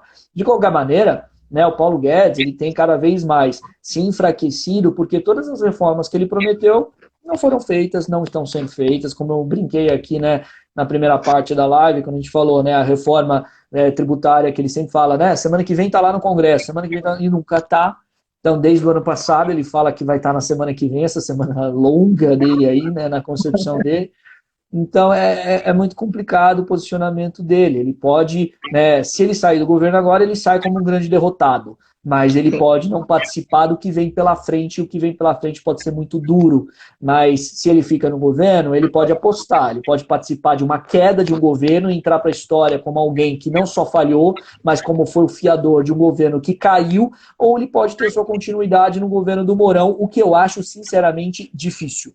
Porque se o Mourão assumir, vai ser um governo que vai fazer uma espécie de limpa em relação... Você nunca mantém muitos elementos de um governo que caiu, de um governo que apodreceu e caiu. Só se você tiver uma figura ali que é extraordinária, notória, de conhecimento, né, enorme, uma figura com uma reputação, que a reputação é maior que a própria queda do governo. Existem essas figuras, existem, como os ministros, né, como exemplo, como os ministros, como o ministro Celso Laffer, que foi ministro das Relações Exteriores do Collor, e depois ministro das Relações Exteriores do Fernando Henrique, como o próprio Celso Amorim. Então, nesse sentido, a gente tem essas figuras extraordinárias. Mas não é o caso do Paulo Guedes. Não é o caso do Paulo Guedes. Por mais que ele tenha uma formação, por mais que ele tenha respeito, né, ele não é um cara que, digamos assim, desperta grandes admirações. Por exemplo, a gente que é do meio acadêmico, do mundo acadêmico, não desperta uma grande admiração. Nunca foi um cara que escreveu algo super relevante, um livro conhecidíssimo, um livro ensinado nos cursos de economia, etc. Não. Então, ele não é um cara assim, né, digamos, tão forte para que ele possa atravessar a queda de um governo incólume, ou seja, a queda de um governo sem sofrer nenhum resquício dessa queda. E a gente não pode esquecer, a história, como você bem disse, Nathalie, ela é cruel. A história depois ela não perdoa, né, os erros que são cometidos. A Zélia Cardoso de Mello, para quem não se lembra, que foi a ministra, né, da Fazenda do ex-presidente Collor e que foi a responsável pelo confisco de poupanças, etc. A Zélia Cardoso de Mello ela teve que ir embora do Brasil, ela foi embora do Brasil com toda a família dela, porque ela principalmente sofria ameaças de linchamento na rua, por conta do que ela fez em relação a confiscar a poupança das pessoas. As pessoas ameaçavam bater nela mesmo, não era assim, xingar ela de isso ou aquilo. Não, as pessoas perderam dinheiro, gente foi à falência, a gente se matou naquela época. Então, a Zélia ela foi uma figura que, né, houve muita raiva contra ela, e o Paulo Guedes pode estar sujeito a isso também. Então, veremos aí o que vai acontecer. Agora, só para fechar, e aí depois a gente pode abrir para as perguntas que foram feitas, Nathalie, como você preferir, como você quiser, sobre o Weintraub, o estrago que ele fez no Ministério da Educação é um estrago enorme, né? É o ministério mais estratégico para o desenvolvimento de qualquer país. A gente, né, vamos chover no molhado, mas sem educação nenhum país cresce, nenhum país tem perspectiva, nenhum país tem futuro. É muito triste, a gestão dele foi, sem sombra de dúvida, a pior gestão da história desse país no Ministério da Educação. Foi uma gestão sem ganho nenhum, foi uma gestão sem projeto nenhum, foi uma gestão que foi destinada a destruir, literalmente, a destruir ganhos que foram feitos, né? A gente viu ontem a portaria, né, que ele resolveu revogar ali, né, ao fechar das portas, ao apagar das luzes, e simplesmente o que ele fez de bom, o que ele trouxe de bom? Nada. Só brigas com as faculdades, só demérito, né, só um monte de asneira que ele trouxe, e agora com essa perspectiva dele ser jogado lá no Banco Mundial. O que eu particularmente acho que ele não vai ser aceito no Banco Mundial. Principalmente porque ele é um cara que até no Banco Mundial não faz o menor sentido. Não só pelo que ele é, mas ele é um cara que falou contra o multilateralismo, que falou contra a globalização, contra o globalismo, ou seja, é um cara que institucionalmente nem faz sentido no Banco Mundial. Ou seja, é um cara que era contra o que o Banco Mundial representa.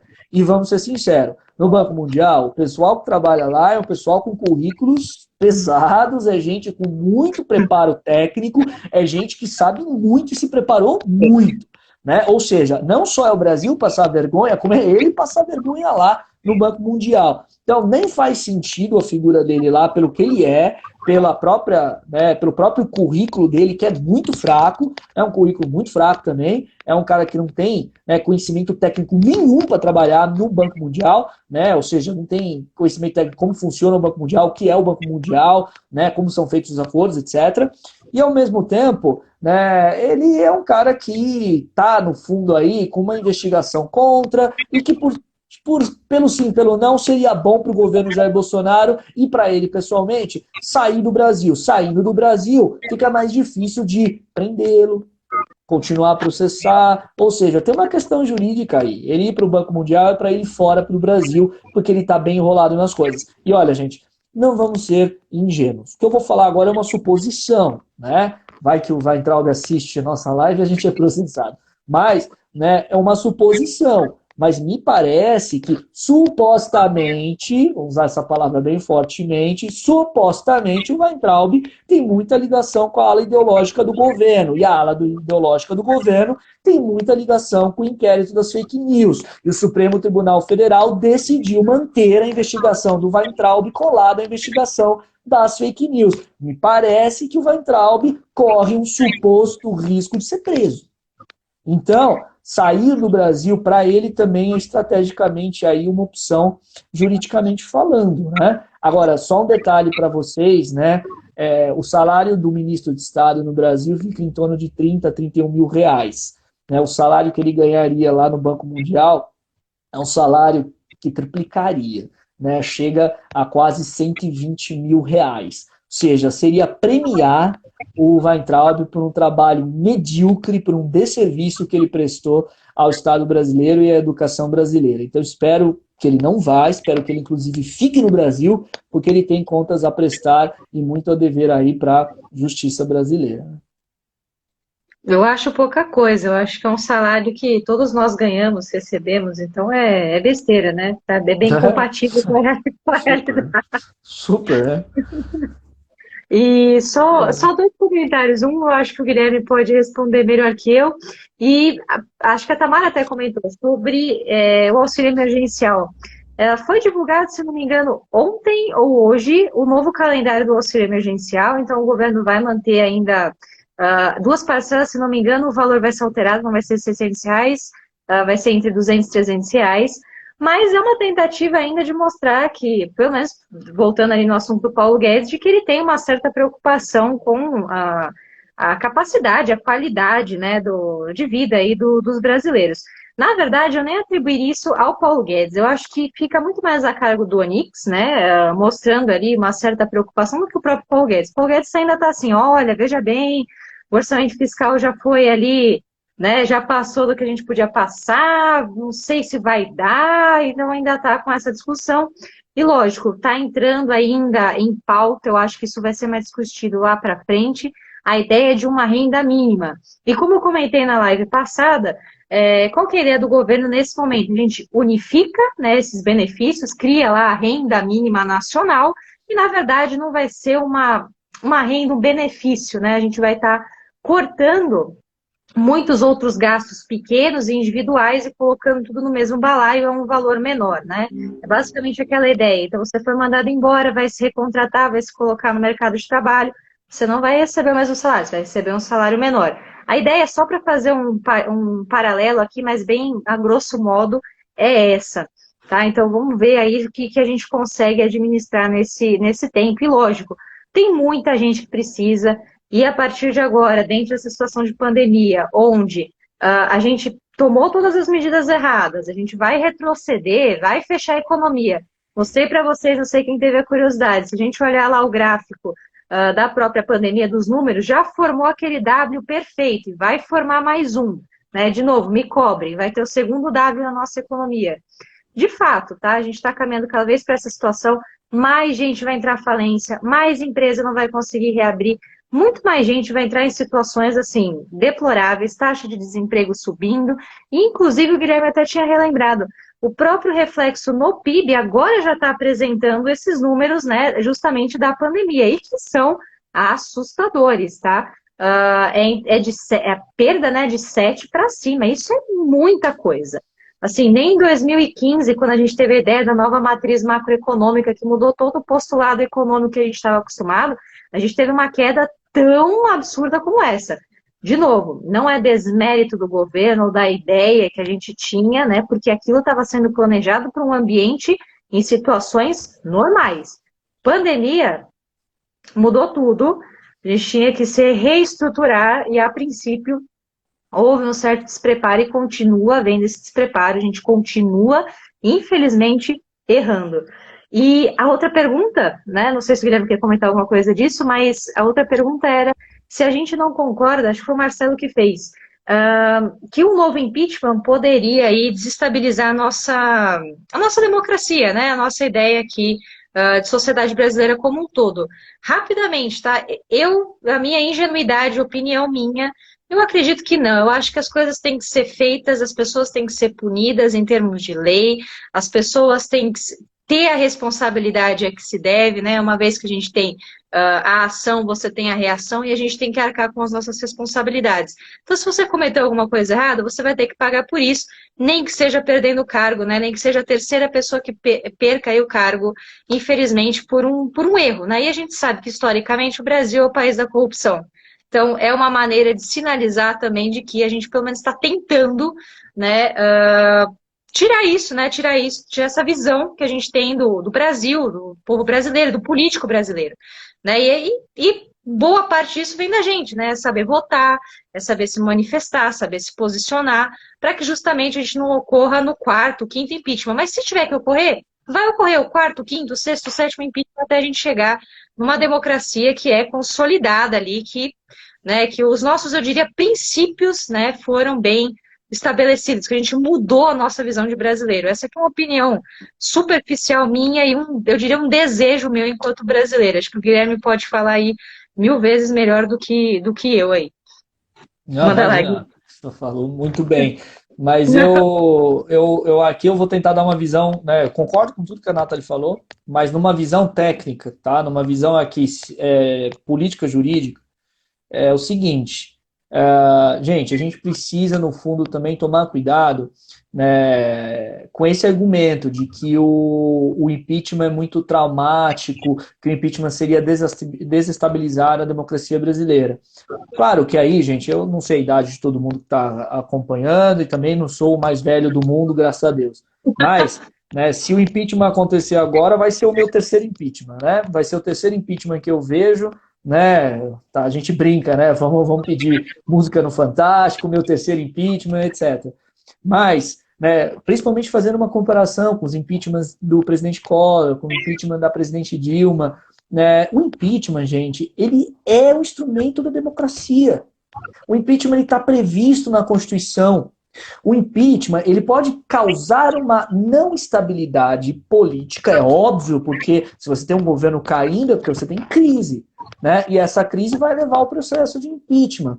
Mas o impeachment ele é uma ferramenta da democracia para que a democracia continue, mesmo diante da crise. O impeachment foi um instrumento que nós escolhemos na Constituição brasileira para que ele fosse utilizado quando necessário no momento de crise da nossa, né, política. Ou seja, o impeachment, na minha opinião, e aí na minha opinião, como jurista, ele é o fortalecimento da democracia quando ele segue os ritos legais, quando ele segue todo o procedimento que deve se seguir. Então, veja, nesse sentido, quando a gente tem o processo de impeachment, o processo de impeachment é mais democracia. O ruim é quando você tem um golpe. O ruim é quando você tem, aí eu até digo para vocês, gente, olha só que coisa que às vezes pode ser paradoxal, mas é a gente separar o desejo do que é, né, o técnico e o que é o político e o que é o jurídico. Todo mundo aqui, talvez, que não goste do governo, não esteja satisfeito com o governo, possa pensar assim, nossa, uma renúncia seria melhor. Vamos lá, uma renúncia, né, do Bolsonaro, mesmo que tenha esse acordão aí por detrás, ó, você renuncia, a gente não prende seus filhos. Isso é ruim. Isso é ruim para a democracia. Porque você não pune quem cometeu erro, quem cometeu ilícito. Tem que punir. Então, eu prefiro... E aí, falando como, né, jurista, como analista político, eu prefiro que o processo de impeachment seja feito do que uma renúncia fácil dessa, uma renúncia negociada. Porque o processo de impeachment é o que tem que ser, se for o que é de acontecer. O processo de impeachment, o impeachment ele é um instrumento. E mesmo assim, né, nós sobrevivemos ao impeachment do presidente Collor no momento que muitos aqui não viveram ou não se lembram, no momento em que era muito, muito complicado, porque a gente tinha acabado de se redemocratizar. Havia ali, né, me lembro, um medo, né, de, nossa, mas o impeachment agora, se o Collor tomar, vamos ter um golpe, as Forças Armadas vão voltar, a democracia brasileira já muito instável, nossa, que azar, o primeiro presidente eleito no Brasil, né, de maneira direta, porque o Sarney assumiu depois que o Tancredo foi eleito indiretamente, então o Sarney não foi eleito no voto. Então, veja, o primeiro presidente eleito no voto, tomando impeachment depois da redemocratização, isso vai ser muito ruim para a democracia brasileira. Essas discussões existiam naquela época. Nossa, o impeachment agora, como vai ser? Vão respeitar o impeachment? Vão deixar o Itamar assumir? O Itamar vai assumir? Ele assumiu, se respeitou o impeachment, e a democracia brasileira, ali tão jovem, em 1992, ou seja, tão jovem, a Constituição era de 88, a gente tinha acabado de se redemocratizar, o país continuou na sua trajetória democrática. Então, não temos que ter medo do impeachment. O impeachment, ele é traumático? Claro que é, porque ele vem de crise, mas toda crise é traumática. Mas o impeachment tem que ser feito se acontecer, né, se acontecerem os elementos que levam ao impeachment. Então nós temos que ter, né, ou seja, o Marcelo está gostando de fazer aqui o advogado do diabo, e acho muito legal isso, Marcelo. É muito bom isso, porque a gente vai esclarecendo várias coisas. Mas, por exemplo, você falou aqui agora, não temos 2/3 dos votos para aprovar o pedido. Hoje nós não temos. Semana que vem você não sabe se o Centrão está mais com o governo. O Centrão, aliás, ele se chama Centrão e justamente tem toda essa caracterização porque o Centrão é aquele que te põe uma camisa de força e te trai no momento que quiser. O Centrão, ele não tem comprometimento ideológico. O Centrão, ele não está de olho em cargo do executivo. O Centrão, ele é o seguinte, né, para fazer uma brincadeira aqui, se há governo, eu sou a favor. Se tem governo, o Centrão é a favor. O governo apoia o Centrão apoia o governo que for. O governo da Dilma, o governo do Lula, o governo do Fernando Henrique, o governo do Bolsonaro. O Centrão, ele quer governo, ele quer ser governo. Então, o Centrão, ele pode fazer o cálculo a qualquer momento. Hoje a gente está com você. Ih, cara, você vai cair, estamos fora. E acabou. O que aconteceu com o Collor, na época do seu processo de impeachment, ele se aproximou do Centrão para não cair, fez tudo isso que o Bolsonaro está fazendo, começou, né, a dar cargo para o Centrão à época, né? O que aconteceu? Na hora que acharam a Fiat Elba, na hora que o negócio já estava lá no pescoço do Collor, o Centrão debandou. A Dilma fez o mesmo movimento. A Dilma fez o mesmo movimento. A Dilma ali, quando ela estava muito, né, na situação muito de crise, ela estava muito, né, encurralada, ela fez vários acenos para o Centrão, negociou cargo, etc., mas já não dava mais tempo. E a mesma coisa a gente tem visto acontecer agora, ou seja, o Centrão, por isso que o Centrão também é muito perigoso. E ontem, como eu disse aqui, né, há pouco tempo, ontem foi um dia de glória para o Centrão, porque ontem o Centrão ficou mais caro para o Bolsonaro. Ontem o apoio do Centrão ficou mais caro, o Centrão vai exigir mais. O Centrão é aquele cara que é o pior amigo que você tem. Porque aquele cara que te vê na lona, ele vai te exigir mais, porque você está na lona. Ele vai falar, amigo, você precisa de mim. Então, nesse sentido, hoje eu concordo com o Marcelo. Hoje, no dia 19 de junho, não temos 2/3. Semana que vem já não sei. Semana que vem podemos ter. Então, tudo isso, gente, para dizer que o processo de impeachment, ele é um instrumento da Constituição, previsto na Constituição da democracia brasileira. E se tiver que acontecer, a gente enfrenta e tem que acontecer, dentro do rito que deve ser feito, dentro de todo o procedimento que deve ser feito. E se ele cair, é por isso que existe vice-presidente. Se o presidente tomar um impeachment, o vice-presidente assume. Vocês se lembram daquelas frases famosas dos livros de história, né? Não na época da democracia, mas na época da formação dos Estados Nacionais. O rei morreu, longa vida ao rei. Ou seja, o rei morreu, assume outro, longa vida ao rei. O rei morreu, longa vida ao rei. É a mesma coisa, você tem vice-presidente para isso. Se o presidente morrer, tomar impeachment, renunciar, você tem o vice para assumir, a democracia continua, o país continua.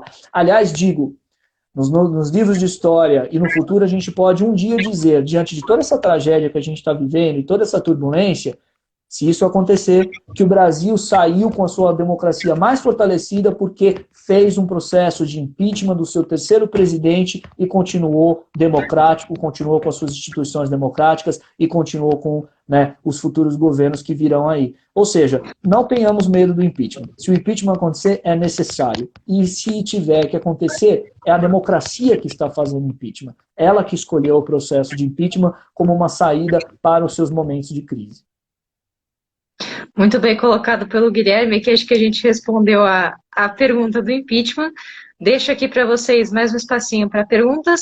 E enquanto isso, só queria fazer uma brincadeira, né, para sair aqui um pouco dessa realidade tão triste aqui. Vou usar o Zé Simão. Eu achei muito interessante. Não sei se vocês sabem, mas então, em Atibaia tem um time de futebol, né, de Atibaia. Que cor que é a camisa do time, né, de futebol de Atibaia? Alguém sabe? Guilherme? Deve ser laranja. De fato é laranja. Então, fica ali a dica, né? É uma cidade ali já consolidada, né? Na verdade, Atibaia é conhecida pelos morangos, tá? Mas ultimamente tem sido conhecida aí pela cor laranja, né? A cor do time e a cor, né? De sítios eventuais aí, etc., né? De pessoas, né? Da cor laranja. Então, é só para vocês darem um pouco de risada aí. Eu gosto muito do Zé Simão, ele tem muito esse humor para trazer um pouquinho para vocês. Não, a gente, né, é até curioso, né? Atibaia tá nos livros de história, né? Atibaia tá aí, né, marcada por conta, né, dos dois acontecimentos, dos políticos, mas também chama atenção, né? Chama atenção só para a gente fechar naquela ideia que a gente tinha até colocado, né? De quanta perplexidade causa, né? Esse amadorismo, né? De toda essa organização criminosa que foi montada. Um sítio em Atibaia, gente, um cara que tem tanta coisa, né, tanta coisa assim a entregar, você esconder o cara num sítio em Atibaia, dentro da sua própria propriedade, é um negócio assim, realmente, né? Aliás, eu não vou nem entrar nisso ainda, porque eu só ouvi falar, mas parece que o advogado Frederic Wassel, aí, ele é tão complicadinho que ele tem até algumas denúncias aí de relações com satanismo, etc. Ou seja, o Brasil, né, com as suas peculiaridades históricas que a gente vai ficar, né, descobrindo aos poucos e analisando mais para frente. Não sei se o pessoal também sabe, mas essas coisas que acontecem fazem a gente lembrar de muita coisa, mas na época do presidente Collor também, né, foram ventilados aí ritos satânicos e festas e orgias na casa da Dinda, lembra, Nathalie? Isso aí foi bem vinculado, né? Ou seja, que ali o negócio era também, né, escabroso, e parece que, né, o governo Bolsonaro ele resolveu relembrar muitos destes momentos aí da história do Brasil que são peculiares. Mas, de qualquer maneira, né, então, não sei se tem mais alguma pergunta, se a gente tem tempo, Nathalie, mas vamos acompanhar, tem muita coisa para acontecer, muito desenrolar, né? Foi uma semana com muitos acontecimentos, mas uma semana que vai ser digerida aos poucos e tem muita coisa aí que a gente vai acabar descobrindo. E muito provavelmente quem, né, acha aí que o impeachment é possível, talvez possa começar a fazer suas apostas aí, pode começar, né, a jogar aí nos joguinhos que tiver, porque tá mais possível do que se imagina. E por incrível que pareça, né, apesar da gente ter toda essa situação trágica e a gente está bem triste com o Brasil, não deixa de ser uma luz no fim do túnel, né? Não deixa de ser aí uma possibilidade da gente se livrar desse governo logo, da gente justamente fazer com que esse governo, né, chegue ao seu fim nessa sua caminhada de destruição na área da educação, na área ambiental, na área da saúde, né, na área dos direitos humanos. A Damares, se chegou a falar, né, Natália? A Damares está quieta porque também ela, quando falou, não contribuiu com nada. Então, infelizmente, né, a gente não tem um governo hoje governando, a gente tem um governo subsistindo, né, e ele já era muito ruim quando ele não estava subsistindo, e agora ele tende a ficar pior. Então, que a gente consiga fazer essa travessia e aí torcer para que a vacina apareça o quanto antes para a gente, né, sair dessa situação trágica que o Brasil está vivendo, mas que a gente vai atravessar, vamos sempre acreditar, a gente vai conseguir. Como a gente falou, vai ser o meu terceiro impeachment. Já tive 2. Vai ser o meu terceiro. Espero não ver o quarto, mas se tiver que ver também, a gente vai ver e a gente segue. Enfim, agradecer então a todos pelas perguntas, pela atenção. Obrigado também, Nathalie, sempre pela oportunidade. E se cuidem, se cuidem que a gente não achatou a curva ainda. Por incrível que pareça, as Olimpíadas foram adiadas, os esportes coletivos adiados, mas nós tivemos Flamengo e Bangu ontem no Brasil, e acho que isso foi também muito representativo, né? O jogo Flamengo e Bangu ontem acho que representa muito do que o Brasil está fazendo nesse combate à pandemia, né? Um absurdo, um negócio. Eu tenho o maior respeito pelos flamenguistas, sou corintiano, graças a Deus, nato, mas respeito muito os flamenguistas, mas ontem deu vergonha, viu? Deu vergonha ver o Flamengo e o Bangu fazendo esse papelão e esse desserviço também à população brasileira. Né? Como o pessoal está brincando, né? Estavam disputando ontem o Covidão, o Covidão carioca, e não o Cariocão, infelizmente. Mas é isso aí, gente. Muito obrigado Eu, e até uma eu não próxima. concordo, só quero registrar aqui, eu não concordo com esse corintiano, tá? Eu sou palmeirense, né? Então aí que a gente divide os alinhamentos, né? E só para fechar aí essa desgraceira desse Covidão, eram pessoas lutando pela vida no hospital, pessoas se manifestando na frente do estádio e rolando, né? O nosso bom futebol, né? O país do futebol, carnaval e samba que a gente ainda tem aqui no Brasil.